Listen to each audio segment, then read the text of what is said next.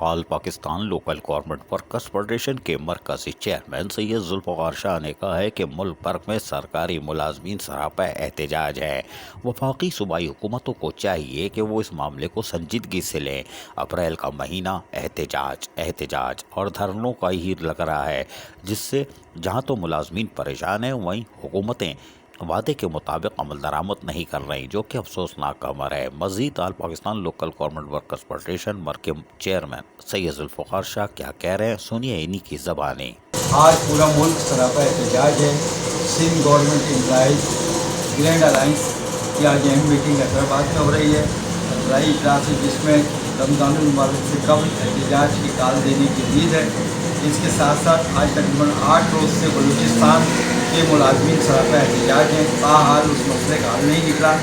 آج صبح KPK کے ملازمین نے بھی اسمبلی بلڈنگ کے سامنے سے اپنا احتجاج شروع کر دیا ہے۔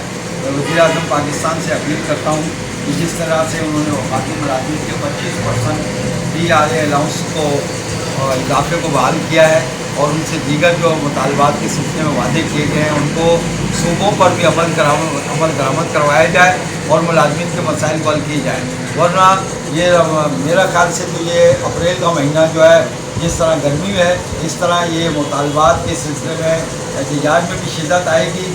پنجاب کے ملازمین سراپا احتجاج تھے، انہیں بھی ابھی تک جو ہے وہ 25% کا جو ہے اضافے کا اعلان ابھی تک نہیں کیا گیا ہے، وہ دوبارہ وہاں بھی احتجاج کی کال دی جا رہی ہے۔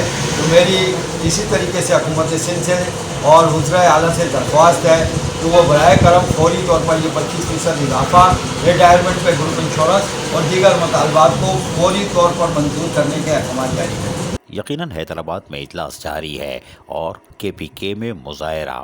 یہ کیا ہو رہا ہے؟ بلوچستان میں دھرنا، جبکہ سندھ کی دھرتی میں بھی بلدیاتی ملازمین اب احتجاج کی تیاری کر رہے ہیں۔ سالڈ ویسٹ مینجمنٹ بورڈ کا جلوس نکالنے کی بھی تیاری شروع ہو گئی ہے۔ عزیز عارف، KBS بلدیاتی نیوز، کراچی۔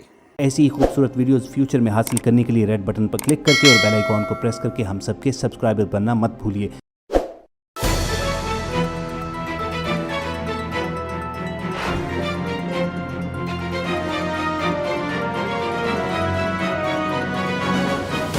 KBS بلدیاتی نیوز۔